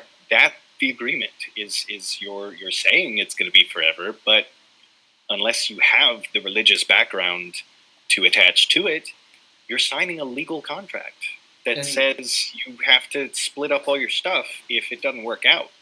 Unless you sign a prenup. Right. It's another legally binding contract. Right. It's, and I think that's what divorce has done to me is made me completely rethink the idea of marriage, and and where it actually sits and where I think about that. Because I'm not necessarily against the idea of being in a relationship with a person because it works and great, but at a certain point, the contract can easily become the only reason you're still together, because it's easier to not get divorced. Well, there's an interesting idea. So, as we've segued into that, which is perfectly fine. I was gonna say we've just gone there. Yeah, and I think that's a little bit. I mean, if you're pretty much finished with your current experience of hospitals, then we can move into this conversation. Well, here's the thing. It sounded like you had more to say on the hospital front when we started. I do. That you had stories and whatnot. I do. That's a good question. Should we stick to the idea, or should we stick to what just feels better? I would rather hear your perspective on marriage, to be honest. Well, and that's the thing. Because we can continue my story later. Because here's the thing: is we're about 30 minutes away from our 2-hour mark that we usually get, and I feel like marriage could be an entire conversation. It really could. It's all deep. Right. That's gonna be the next conversation. Because you're talking about legally, you're talking about contracts, you're talking about marriage as a religious entity, you're talking about the arguments about who deserves to be married and enter that legally binding contract, and you're arguing about a word. So what I've got written down here is marriage as a contract, kids versus no kids. So that's going to be our next topic, because I think that's a huge, that's just a really cool. And those two things go together nicely. Okay, we'll keep that for a later date, potentially next Monday. Megan agrees. Yeah, she's like, kids and marriage next time, not today. Yeah, and actually, BJ will have a very interesting opinion on that as well. So BJ, you got to be back here. Nice. Right. So back to my experience, and this has to do with. I don't think this experience is at all isolated or unique. I think a lot of people have had this experience. I put it to, I've been around for around 38 years. And so when I went to the hospital or the doctor or what have you when I was a kid, obviously my perspective was from that of a child. I didn't understand the intricacies, and I didn't deal with the bullshit and all that crap. That said, I remember it being a given type thing and an easy thing. So just to give some socioeconomic, background, obviously I'm a white dude, so there's that to take into, account. Both my parents had jobs, they were married, and we were kind of like a lower middle class, when it comes to currency and how much assets we had, an okay house in a fair neighborhood, that kind of stuff. So this is the 80s. And I want to say, this will show my ignorance because I was not an adult at the time. I want to say those are HMOs that was the big deal. Okay. I think those still exist. Maybe. So if they do, then it's an operating different type thing. So I was gonna say, because I think ours is a PPO, and we probably have an HMO, and then the FFA thing where you put your own money. It's a savings account for your health stuff. Okay. So you know more about it than I do. But when I was a kid, I remember if I got really sick or hurt, I remember like I lacerated my hand once. I needed a bunch of stitches. I got hit in the face with a baseball bat and knocked the fuck out and was just done. So I was in the hospital for a few days. Kind of in a bad way, really, but I was like really young at the time. But I remember the experience and the way that my mom and dad would deal with the hospital or me going to the doctor for a routine, whatever it was. It was, let's go to the doctor. They would call the doctor's office, set up an appointment. Sometimes it wasn't today. Maybe it was here in 2 or 3 days. But if it was an emergency, and I don't mean emergency room emergency. Like, I've never been to the ER, thankfully. But, because I've never been in that kind of situation. But even if it was like, oh shit, you've got to go to the hospital, you've got to see a doctor now. It was, you call them up and you go. And if you needed to see it, you would go in, maybe be there for a few hours, and it was a bit of a bitch, but you would talk to the doctor, they would do the little test thing, spend some time, probably 15, 20 minutes with you, and then you'd leave. And the copay, now I know this has to do with insurances, and that's vastly different depending what you have, but the copay was somewhere around 50 some odd dollars, right? So anywhere from 30 to 50 bucks. I remember going to the dentist was way bigger of a deal as a child, because they were like, oh, the copay it's very expensive to get all this and this and this and this, and that was like a thing. Whereas going to the doctor and getting an x-ray, it was almost like, of course you get that. Yeah. Now, again, I was a child, so who knows? Yeah. Fast forward to me being an adult and going to the doctor, and I had some surgery, and I remember the deductible was more than I could afford. Yeah. Now this is during the time of ObamaCare, so I still had Anthem Blue Cross Blue Shield. Yeah. And which I don't any longer. And there was this copay. I want to say it was like $2,000 or $5,000 deductible. I'm sorry, not a copay. Right. And you have to pay $5,000 to see it. Just to be in here. Right. And I remember it seemed so much more to me like a business transaction. This is during the era of the Affordable Care Act, like within like a few years of it coming about. Yeah. I remember they were like, okay, well, you're going to have this surgery today. I was like, cool. They're like, okay, where's your credit card? Like, straight up. Like, there's actually a commercial. I want to say it's like an American Express commercial or something, where they're doing heart surgery. And they're about to open the dude up, or like close him up or something. Yeah. And the nurse brings over a credit card machine. And the doctor goes, and everyone stops, and they wait to see if it goes through, and they're like, and then they finish it. And it's a joke. But it's not. But it's not. Now, granted, my situation, I wasn't in the middle of surgery. You know, they're like, Mr. Hurst. And I'm like, slide this, cool, right? But it was, hey, you've gone through all the processes. You've spent a lot of fucking time at this hospital, or this clinic, I should say. You've paid all these copays. How are you? Yes. You got to pay all these copays. Okay, you're gonna have the surgery now. Where's the money? Yep. Now, there's many sides of this coin.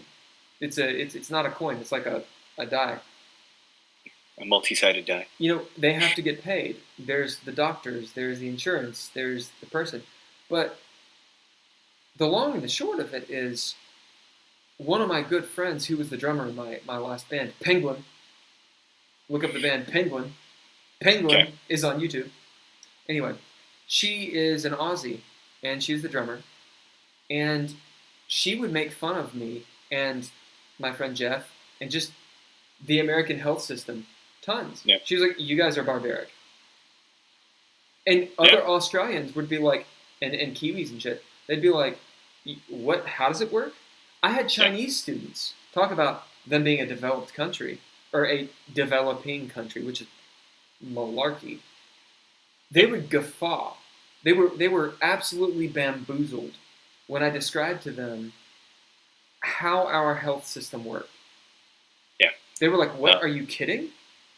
Well, I was going to say, on that note, today after they took the cast off and they gave me this thing, or they were trying to give me that thing, she comes back into the room and looks at me and says, so here's the thing. It's like, okay, cool, what's up? She says, so your insurance doesn't cover this brace. It's like, okay, so what are we looking at? She said, okay, so if you buy it today, then it's 40% off. I'm like, okay. And She if you said, buy it tomorrow, you get a free tire. and so she said basically that if we bill it to you, it's an $80 price. But if you go ahead and pay today, then it's 40. I'm like, all right, well, let's just go ahead and pay for it today then. They want the money now. Yeah, that's it. To make sure that they get paid. To make sure they get paid. In my opinion, that is criminal. In my opinion, I'm not saying it is criminal, because that peaks. Just to go back to Jonathan Haidt and The Righteous Mind, which is a good book, if you want to get it. That peaks on one of the foundations. This idea of what is right and wrong morally in a society that is advanced. And in my mind, we should have health care.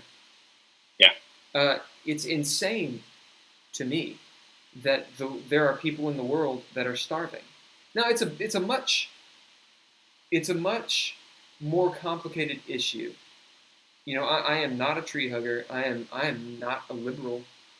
I was going to say, that conversation was getting into crazy territory, because then we have to look at the fact that the monetary system is a completely fabricated construct of value that we all just accept.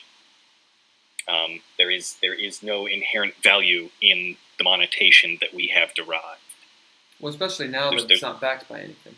But exactly. The thing is, if you just on a little peek of that, the reason we get away from the gold standard, or at least one of them, is so that people can do what they do. Like, if you have leverage on something that you can actually use, for instance, a bank, right? How can a bank do so much? Well, one, they can't fail, not really. Two, you give them $1, and for every cent on it, they can loan out another $1. Yeah. So this idea of leverage versus a 1-to-1 ratio, you only have your resources. But if you have ideas as money, then we can do things like have fiber optic cable and companies that are multi-billion-dollar. $1 trillion doesn't exist anywhere, right? The number's too big. No. It's numbers. They're ideas.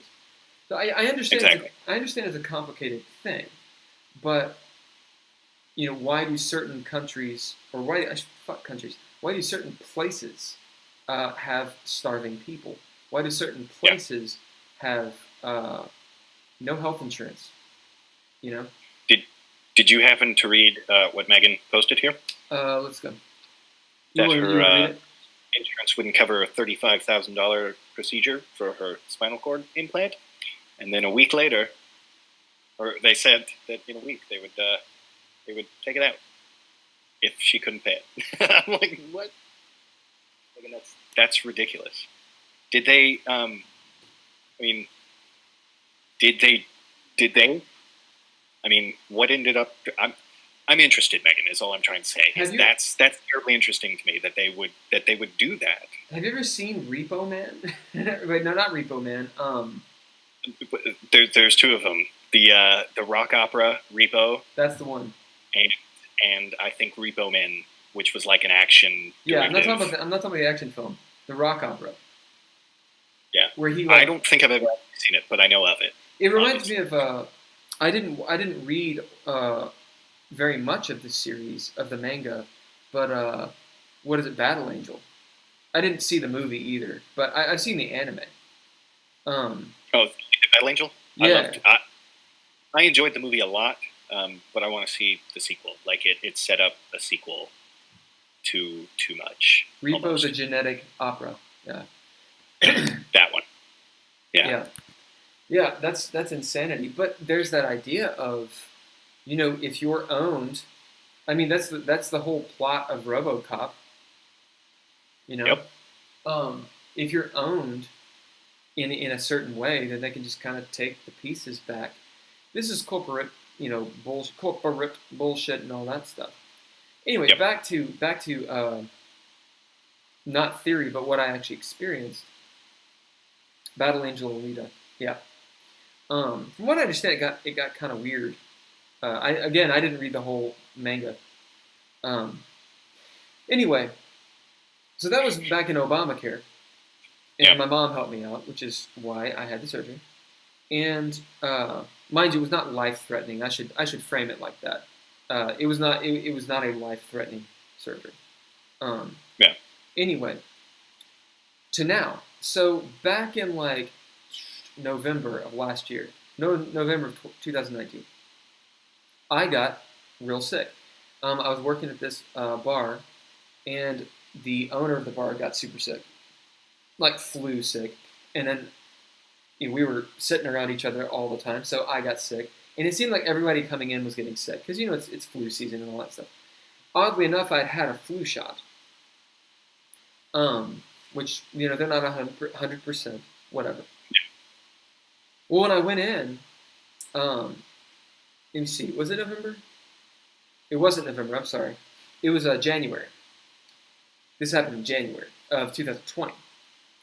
I'd gone in 2019 to get sinus medication.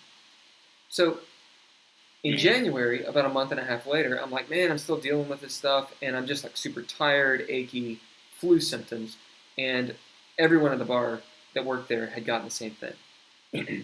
And my mom had everything. It was like a week that we were sick with the flu. So I go in, and this is when people had been talking about the Rona in China. And China had started to actually shut down at this point. So everyone was talking, is it going to happen here? No one knows. I go to the hospital, or I go to the doctor, I should say. Wear a mask, because, you didn't have to, but they wanted you to. I go in, and I talk to the doctor, and I'm like, so what's the deal with Corona? And he goes, well, everybody's going to get it. That was his thought process at this point. Because it's like, mind you, this is not a pandemic at the time, right? Yeah. He's like, yeah, I mean, we're in the health field. We get everything. That's just what happens. Like, every doctor knows, every nurse knows, you're going to get whatever's coming down the pipeline. Yeah. Yeah, and the nurse, she comes in, and she's like, I need to give you a flu test. This is for the second visit or whatever, like the follow-up visit. This is the first thing she does. And I'm like, oh, you need a flu test? And she's like, yeah. And I'm like, okay, cool. So she pulls out the big long swab thing, and I open my mouth to get, because I've had a strep throat test before, which I don't enjoy, but whatever. Just relax the throat. Yeah. So she she comes up to me, and she goes, not there. And I'm like, oh, really? And she goes, in my nose, all the way back. And I was like, what the hell? Obviously the eyes water, snot's like, and I'm like, oh. And then before I can move, she goes, and popped it in the other one. And I'm like, I feel like I've been abused. Yeah. And and her line was, it's best that I just do it and don't say a word, because you just get it over with quick. And I was like, all right, whatever. I'm glad, thank you for that the tissue. excuse has never worked for me, and I will tell you that for certain. I mean, she was like a ninja, dude. She's like, burp, oh. It's better if I just get in and out, and it's quick. Just bam. Sometimes. Anyway, so, she leaves. About 20 sobs come by. About 20 minutes later, she comes back. She's like, okay, cool. You don't have the flu, and the doctor will see you. So she leaves, and I'm sitting there, and I'm like, that was a pretty fucking fast flu test. I mean, maybe she just took the litmus paper or whatever, boop, boop, boop, it didn't turn blue, and bam, I don't have the flu. But I was sitting there like, I never knew you could do that. Doctor comes in, we talk, I leave, whatever, everything's cool. About a month later, everything shuts down. 2 or 3 months later, I hear about a coronavirus test. And it looks exactly like that. Now, I'm not trying to go into conspiracy theory. because I don't believe something, right? Right. I'm not making any vast claims here. But However, there's a good chance you got a corona test however, right off the bat. it's just a coincidence, and I'm not a health professional. I'm Oh. sure that there are plenty ways to test. The test looks exactly the same, but they do different shit to it. Whatever. Yeah. That said, there's all these coincidences that seem to have happened, and I will say this: I know I have had friends that have. I know a guy who had corona, and he it put him down for a week. One of his good friends died from it, or at least supposedly died from it, because you can't trust statistics these days. Beyond that, I've known a couple people that have had family members or like distant cousins that have had it. Is it a real thing? Yes, it's real. People have and are dying from it. That said, we've been lied to so much. Oh, definitely. There are so many coincidences. This is an election year. Trump says, "Hey, CDC, you can no longer do your job," and now, 2 or 3 months later, they become the scapegoats. Oh yeah, no, the whole thing is very fishy, and I don't know exactly where the fish starts and the not fish ends. But I don't know. I don't know if we need to breach the politics at this point, because that's a whole different beast. And it's a beast, but that is actually what I wanted to talk about specifically in terms of what is the real life situation that we as citizens encounter, and then where does that go? Now, I made this claim on the Face of Books. Yeah, it was probably a week after all the bars shut down, and I lost my job. Everybody lost their jobs. Whatever. And my friends were going nuts. Everyone was going nuts, trying to be safe, all those things. And I remember I was standing in the bar because we were closing things down, and the guy had the owner had the TVs on. It's all politics going left wing and right wing. Yeah. They're all up there. Dr. Fauci, Trump, the whole spread was occurring. Right. And I'm sitting there pouring myself a bourbon, looking, and something dawned on me. I don't know. It was more of a feeling, something visceral that I'd felt before. Someone's hand on my ass. No. I lived in the People's Republic of China for 4 years. And that experience has afforded me a certain perspective. It is that everywhere I've gone since, including the United States, there is propaganda everywhere. Yeah. Serious propaganda. And it becomes painfully obvious when you've existed in a place that has totally different style. Imagine going to a place where there's no color blue. Then you come back to the U.S. and you're like, holy shit, everything's red, white, and blue. There's blue everywhere. Red, white, and blue. Yeah. Everywhere. There's the point where it's like, you walk around, you're like, there's a lot of fucking American flags up in this piece. And there aren't in other places in the world. There aren't. Which is one of those, the fact that there are so many American flags around, a lot of those actually, there's a section in, I want to say it's the Constitution. Basically, there's in the conduct, how to conduct yourself as an American, whichever thing that is, there's respect of the flag. There's a subsection of respecting the flag, which was one of the big things that whenever, the kneeling thing started. And that was one of the big arguments, is don't disrespect the flag like that. To which the response obviously should be, disrespecting the flag is clearly stated as any number of these things, which up to and include wearing the American flag or using it as a paper, plate or something. Like, we have it printed on everything, and it's pretty clearly stated in that respecting the flag section that those things shouldn't happen, that those are explicitly disrespectful to the flag. It's interesting. People get legalistic pretty fast. My counter argument would be there's the spirit of it. Oh yeah. But then again, I guess what I'm getting at is standing there in the bar, listening to what was going on, hearing my friends say, "Hey, we're not going to game anymore," because and seeing the Facebook hell of a lot of virtue shaming. Yeah.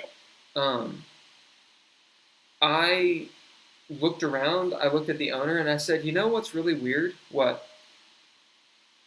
This reminds me of China." Yeah. And immediately, something in the reptilian part of my brain, of the punk rock, the anti-establishmentarianism that I've got going on usually. Yeah. I was like, this seems wrong, and I don't mean morally wrong. I mean, I feel like I'm being fed a line of bullshit. And I posted that on Facebook. I was like, look, guys, you all be safe. You do what you want. However, fear-mongering is not the way. People are acting in fear right now, and that makes me think this ain't what it is. It ain't what it seems. Because here's the thing, and this was my argument. When Ebola has an outbreak, no one throws around virtue shaming. Why? Right. Because Ebola fucking kills you.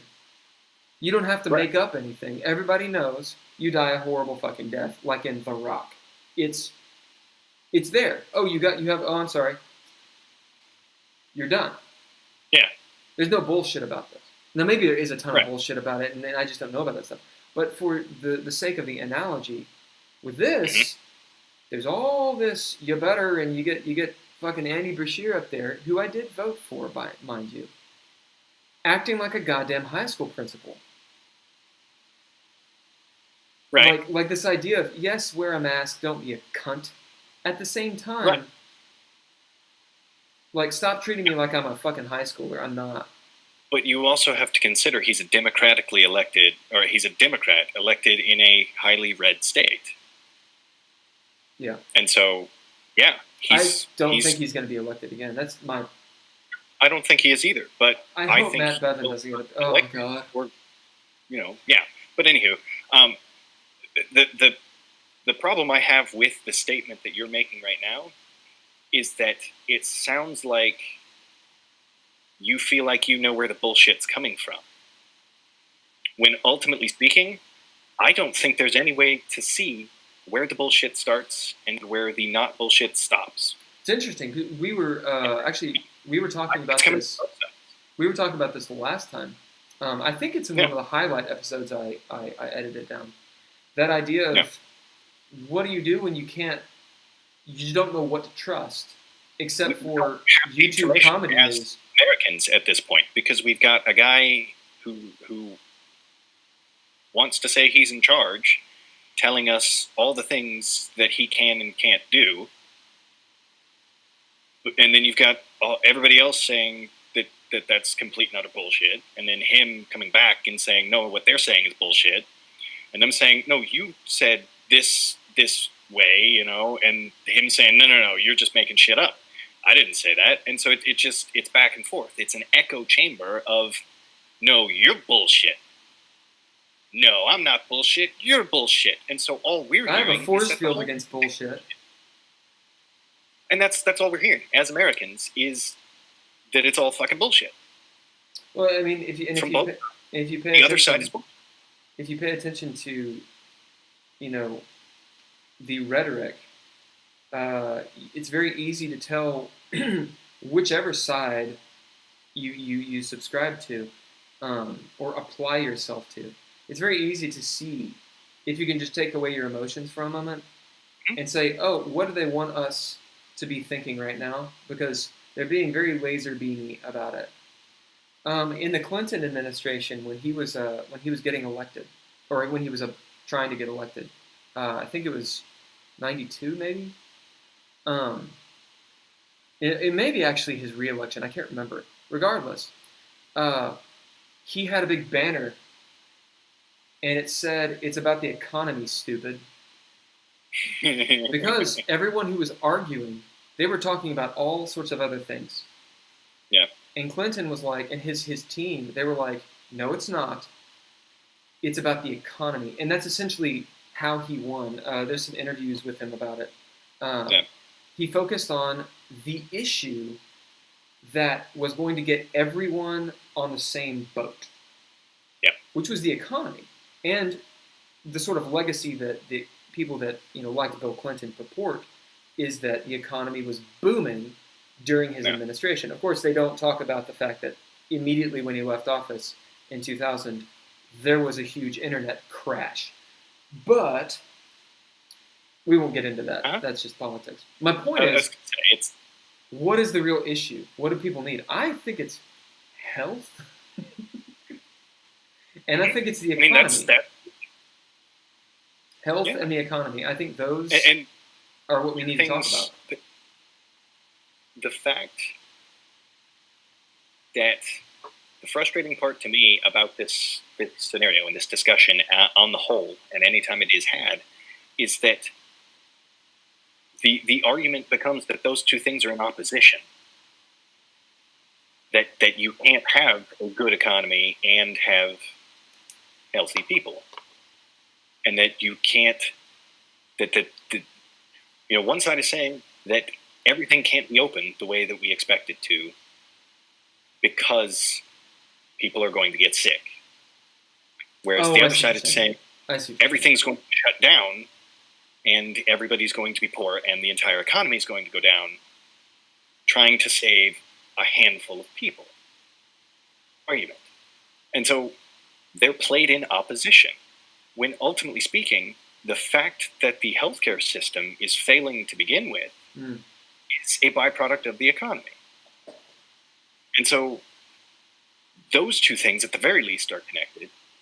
And the lack of actual information about a global pandemic, there's only so much that you can assume the entire world is lying about together. China's fine. I talk to Chinese people on a weekly basis. For students that I've talked to, and the Chinese classes that I take, and all that stuff. That's usually what I'm doing is taking Chinese. And they ask me. I was going to say, were the people that you talk to, do they also have statements or feelings about the way that China handled the response? Yeah, they think they handled it well. Well, but also they have the iron fist there. They can tell you to do or not to do whatever. These are Chinese people. Right? These are foreigners that live in China. Basically, here's what it boils down to: right, wrong, whatever. Mm-hmm. If what you do works, in the end, it worked. Also, if what you do if what you say to do is done, that's what happened. It's very easy to look back on things and be like, well, you shouldn't have done that. Yeah. In my mind, there needs to be a plan. I don't like the idea of litigating things like speech, like what you can and cannot wear, where you can and cannot go. In that regard, I guess I'm a little bit more of a libertarian. I hate seatbelts. I think it's the stupidest thing. Well, it's also unconstitutional. Am legally bound to wear a seatbelt. Yeah. At the same time, it's kind of a good, it's kind of a good thing to do. It's not a bad idea, but it doesn't hurt anyone except me if I'm not wearing a seatbelt. The fact that I'm wearing a seatbelt does not affect my driving. It could potentially negatively affect my ability to drive the vehicle, and that's it. Would you like to hear a counter argument? Sure. Okay, so let's say you are wearing a seatbelt and you get into a car wreck, just as it happens. And both parties, let's say you run into a tree, right? So this is just you. You get hurt a little bit because you were going on a Kentucky road real fast, and you wrangled with a tree, but you're alive. Maybe you broke a couple bones. Okay. But you're good.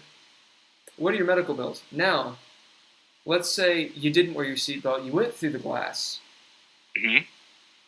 Now, what are the medical bills? Or you're dead, and there are no medical bills. So then what's the effect? What is the destruction there? Who do you leave behind? What are their bills? What do they impress? Now let's put two parties in there. Let's say you both wreck, right? Uh-huh.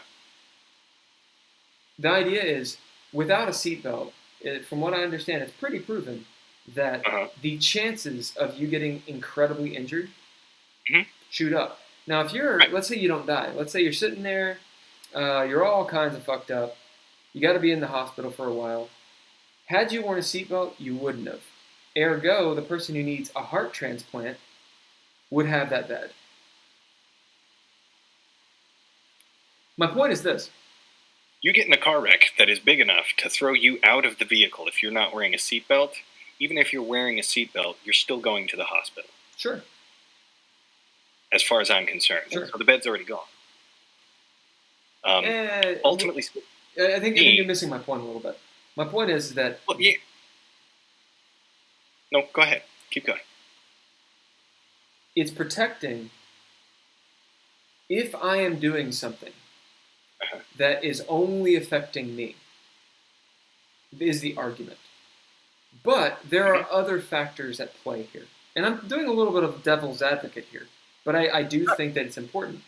If I have if my house burns down and I'm far enough away to where it's not going to burn anyone's house or whatever, and, maybe what I was doing was, I don't know, getting freaky with candles or whatever.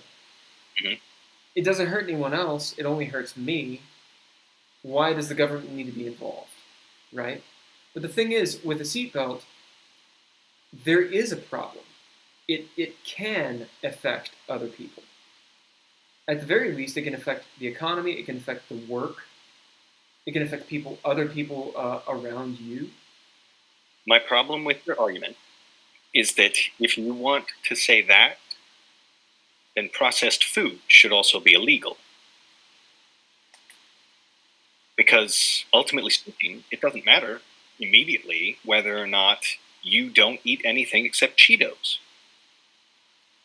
It doesn't hurt anyone except you. Your cholesterol is going to go up. You're going to get fat. You are ultimately going to die. But truly speaking, you are going to be a burden on the healthcare system in much the same way that your hypothetical driver is a burden on the same healthcare system, and therefore potentially a liability and need of legal recompense. So that's my problem with your argument, is that once you start getting into, well, they're technically affecting all these other things, then there's so many other things that go under that blanket that it becomes a moot point to me. And you're back to the same point, that my safety as a driver is based on my ability to drive the car, not the damage that is done to me if I fail to drive the car. So why do you think, because obviously we can argue about each other's metaphors, but I know what you're trying to say, and I think it's a good point. I understand what you're saying, and it's also a good point. It's just that's the argument. Yeah, that's good. I like that counter argument. So why do we know why seatbelts were instigated? I don't offhand. That's something to research. Because I've been pulled over. I wonder who made money off of that. My theory, at least the first thing that comes to mind, is it's an excuse to be able to pull somebody over. Because a cop can pull you over if you are not wearing a seatbelt. Wait, now are you talking about, is there a line there going into, discrimination? Or are you just saying... I mean, it easily goes to discrimination, but that's not necessarily initially where it starts. I will say this. It goes towards that, yes. A little bit of a sidestep. I will say I would not have a problem with states or local communities. I prefer it. I think it's more messy when it's local communities. But I would not have a problem with states litigating these sorts of things. I mean, I think it's a little bit gray there, but with the federal government, I'm not okay with it. Yeah. Oh, yeah. And that's yeah. Also, cell phones, when people drive, yeah. I'm perfectly fine with ISPs being like, yeah, your cell phone doesn't work when you drive. Or you can't text. And that's where I say, is that stuff like that, yes, that is a danger to everyone on the road. That affects everyone. A distracted driver is and should be illegal. And in a lot of cases is, depending on the thing. But yeah, I mean, that's I think my problem with seatbelts is that there are much worse things for a driver than not wearing their seatbelt that affect everyone, not just the person who wrecks. That's interesting. You're the second person in the last month that has mentioned that specifically. Dude, seatbelts, they're the bane of my existence. I use them, but I don't like to. Although I will say, if people get in my truck, I make them wear a seatbelt, and it's because it's my truck. That's your prerogative. Yeah. If I'm in their car, I wear a seatbelt. In China, no one wears seatbelts except the driver. I always put one on. I had a Chinese guy, taxi driver, get mad at me, and he was like, "What? Do you not think I'm a good driver?" It's not that. And I said, "Well, first of all, no, I don't, because I don't know you. I don't know you. And come on, I'm from America. I know what can happen. Yeah, exactly. So I'm putting on my fucking seatbelt. Get over it. Do your job. Yeah. Stop smoking right next to me. Anyway, in a car. But yeah, whatever. So I think we stayed on task pretty well. We stayed pretty good. It was pretty good. It was a pretty good conversation. I'm excited about this marriage conversation. I was gonna say I'm gonna do some thinking on that because that's a little closer to home. That's fairly fresh. Yeah, that'll be interesting. Yeah. Well, not fairly fresh, but yeah, fresh enough. You have actual experience. I have the experience of being nigh middle-aged and never being married, which, I'm a consummate bachelor. Several of the people that we that join these streams have their own perspectives, so that'll be an interesting one. Oh, and we can decide on when we're going to join it or jump up again. Are you free on Sunday or next Wednesday? I'm good.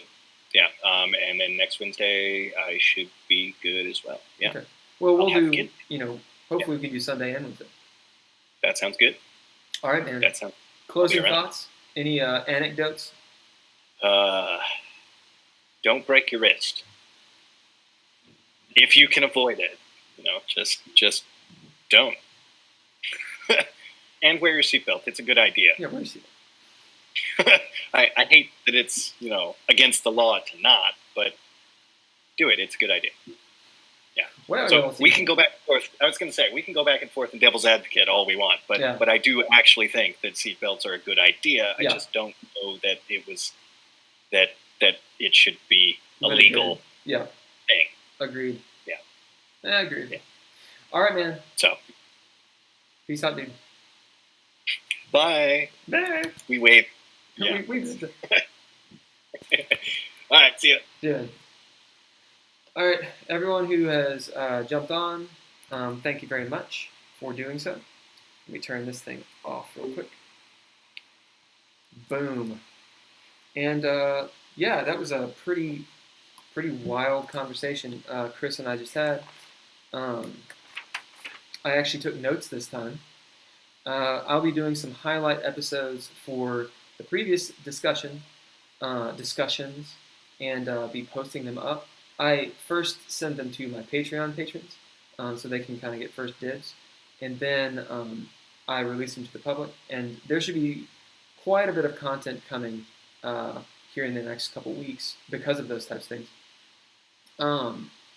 We talked about Chris's experience in his arm, just general fail videos. I shared some stories about China. A little bit of tech talk about like the workarounds of using live streams, specifically an app called Reincubate app, which they have a website. We've been using Google Meet, and we're trying to upgrade the quality of the live stream. So I know the audio is not super amazing on mine. Part of that's because of the way my mic setup is, or I don't have a mic setup, basically.